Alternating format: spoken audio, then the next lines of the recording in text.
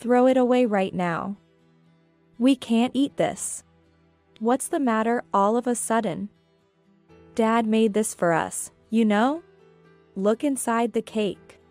Surprised by my daughter's sudden outburst, I did as told and couldn't believe my eyes. You see. Shocked by what my daughter revealed, I immediately threw the cake in the trash and, together with my daughter, hurriedly tried to flee the house. My name is Julia, a 36-year-old housewife. My husband, Derek, is a year older than me at 37. We met through a mutual acquaintance 10 years ago. We both loved cooking, which brought us closer, and we started dating shortly after. 2 years later, we got married. And 2 years after that, our daughter Ava was born, and we were living happily. However, gradually after the birth of our daughter, our marital relationship began to deteriorate. After getting married, I realized my husband always wanted to be the center of attention, like a child. So, as I increasingly prioritized our daughter, my husband became more and more irritable day by day. As my daughter grew older, my husband often came home late from work. He often went out on his days off, and the days he spent at home became fewer. Of course, he didn't help with childcare at all, and we hardly ever went out as a family. Conversations between us became just like business communications. Like, I don't need dinner today. With time, our daughter reached the first grade in elementary school. I knew I couldn't continue like this for the sake of my daughter, but I didn't know what to do. One day, as usual, my husband was out on a weekend work shift. While I was leisurely spending time with my daughter, our neighbor came over and shared some fruits with us. I received a variety of fruits, including oranges, apples, and especially a lot of bananas. Thinking they'd spoil if not consumed quickly, I decided to make them into juice. I think I'll freeze the other fruits and use them for Ava's birthday cake. Yeah, my birthday is next month. Don't forget, okay? I won't forget absolutely. While having this conversation, I blended bananas, milk, and ice in a mixer along with my daughter. It looks delicious. Let's dig in. As I sipped the juice, watching my cheerful daughter, she suddenly frowned. What's wrong? It's itchy. Saying this, Ava began to scratch herself all over. Upon closer look, her skin was red and covered in rashes. While I was in shock over her sudden condition, she threw up. I hastily called an ambulance, and Ava was taken to the hospital. We arrived quickly, and thanks to the prompt treatment by the doctor, Ava's condition stabilized, and I felt a weight lift off my shoulders. After some basic tests, it was determined that Ava had a fruit allergy. Although I wasn't aware of it, it seems there are immediate and delayed types of allergies. Ava apparently had the immediate type, showing symptoms right away. The delayed type can manifest symptoms hours or days later, often presenting as mild conditions like skin irritation or fatigue, which I hadn't noticed before. Now that I think about it, I often felt unwell the day after eating fruits.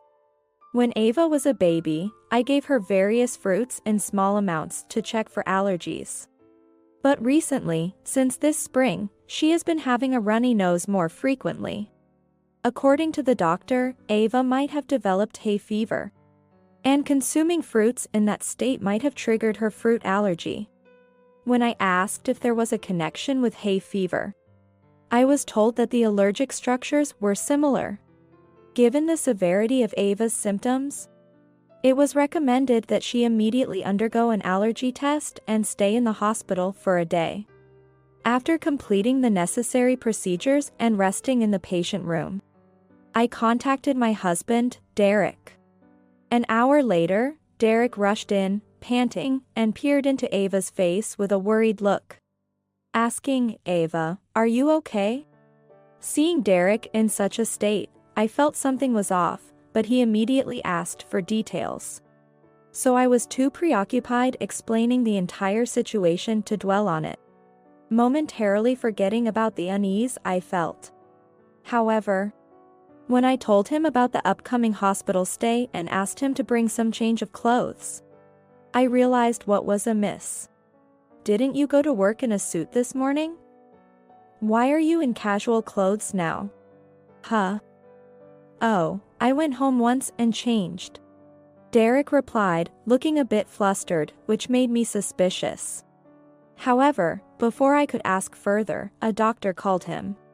Apparently, the doctor suggested Derek should be checked out as well. But it seems he didn't have any allergies.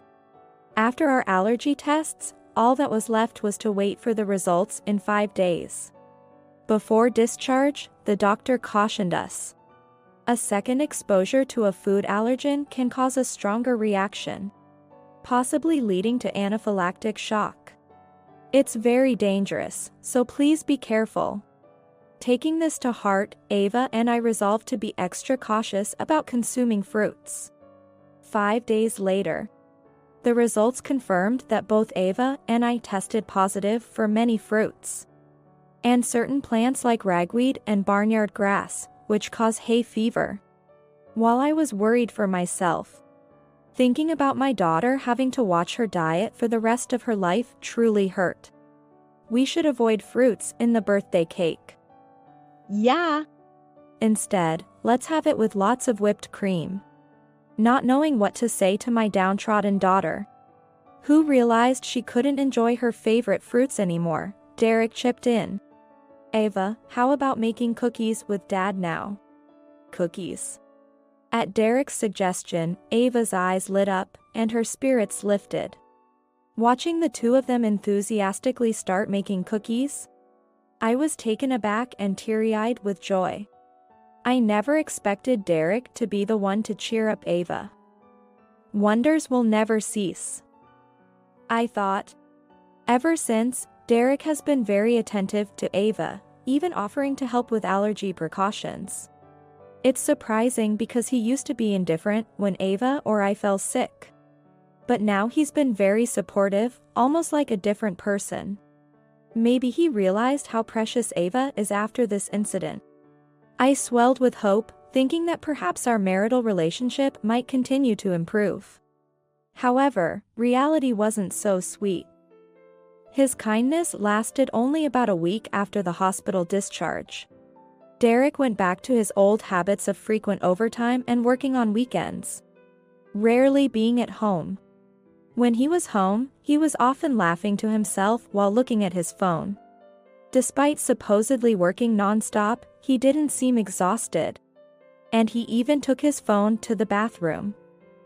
This behavior raised suspicions in my mind. The next day, I immediately headed to a private investigation agency and requested a background check on Derek.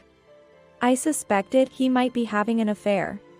They told me the investigation would take about 2 weeks, and that the results would be sent to my smartphone. Hoping that my suspicions were wrong, I headed back home.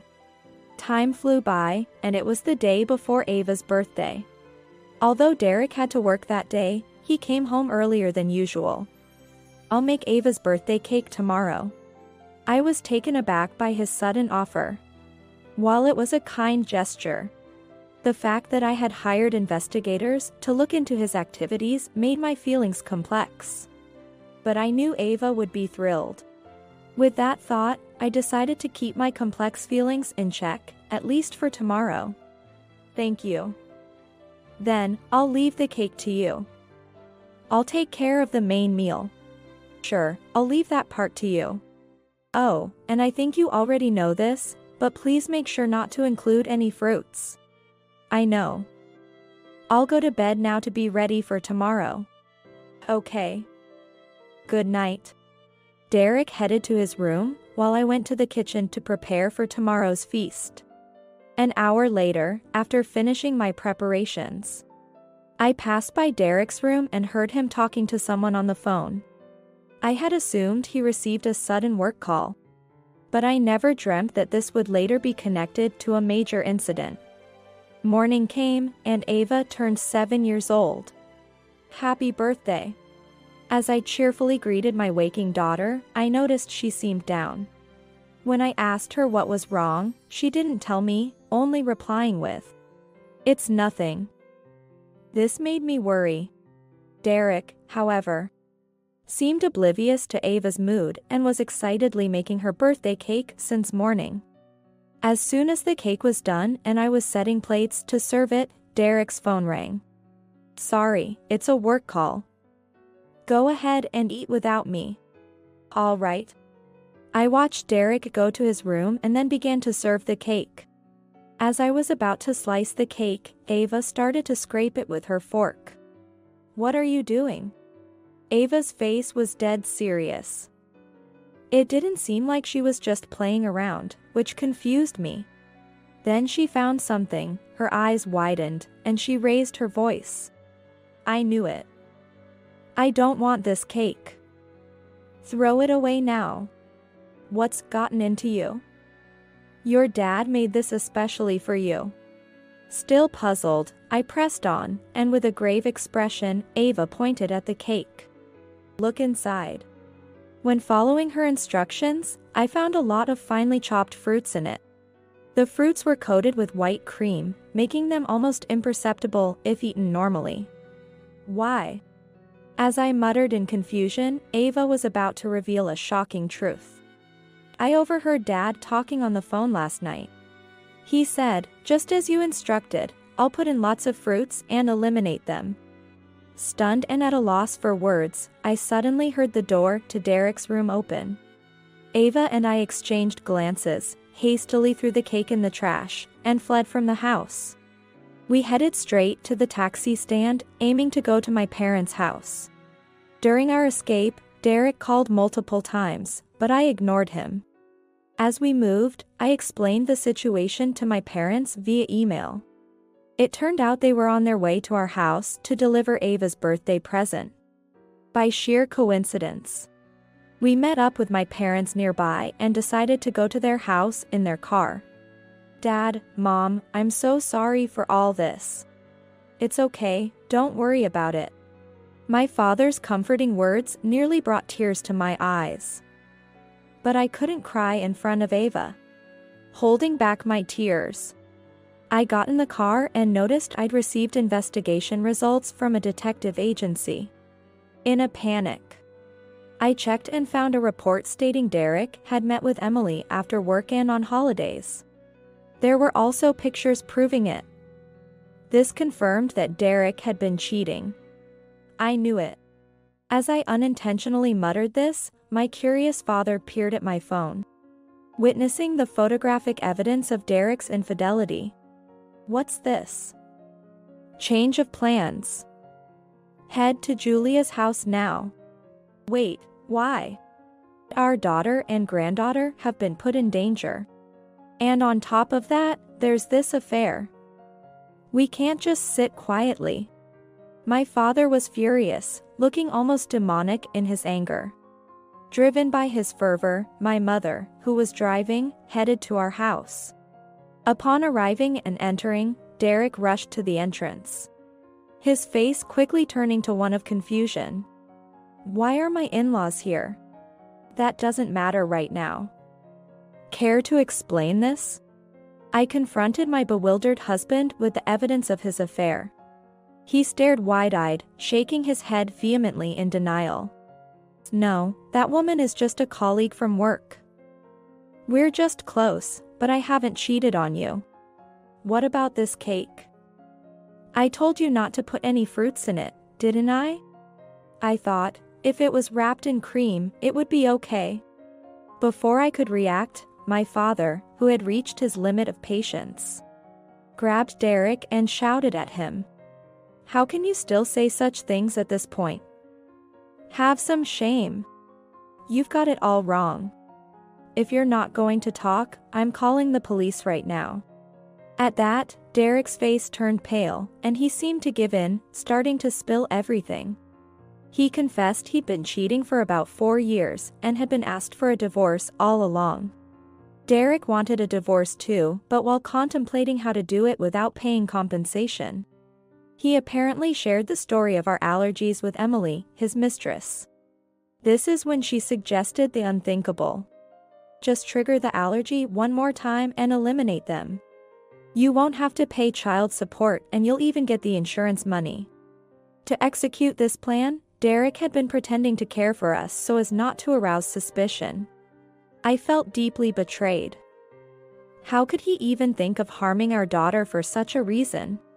You're the worst. You're not fit to be a father. It's not like that. I only did as I was told. I never wanted any of this to happen. Enough with the excuses. Don't lose face in front of Ava any further. Mentioning our daughter's name made Derek stop his defense and collapse on the spot. I immediately called the police, and Ava and I watched him taken away. On your birthday, of all days. I'm so sorry. I just wanted the cake with lots of whipped cream that you said you'd make for me. Okay. I'll make you a proper cake. We then headed to the police station for questioning. The divorce was finalized subsequently. Both of us appointed lawyers and negotiations took place. During the negotiations, my ex-husband's lawyer suggested a settlement. At first, I was resistant, but I eventually agreed, wanting to sever ties with my ex-husband as quickly as possible. After negotiations, the settlement amount was decided to be $54,000. My former in-laws, feeling responsible for having raised him that way, paid the amount in full. The settlement was reached and my ex-husband apologized. He had been detained on charges of attempted murder but was released on probation. It seems that if the victim is apologized to and a settlement is reached, the sentence can sometimes be lighter. I have no intention of forgiving my ex-husband. But thinking of our daughter, I convinced myself to accept that this was for the best. Emily, the woman with whom he had the affair, was charged with instructing my ex-husband in this incident. She showed no remorse and was reportedly sentenced to prison. I couldn't help but wish she would serve as long a sentence as possible. A month flew by since Ava's birthday, and my former in-laws visited again to show their sincerity and regret. When they saw us, they hugged us and rubbed us, barely able to hold back their sobs, and whispered that they were sorry. We held no resentment towards them, so we comforted them. According to them, my ex-husband is now in a pre-release center and is under constant watch. I can only hope he is feeling some remorse. Time has passed again, and now I am studying to become a certified allergy-friendly food advisor. This certification proves one has acquired enough knowledge to provide advice on planning and preparing meals for children with allergies. As I cooked allergy-friendly meals for Ava, I decided to study so I could help other parents facing similar challenges. Mom, let's make a cake together. Of course. I'll make you a cake with lots of whipped cream. I plan to lead a calm life from now on, addressing my daughter's allergies and doing the best for her.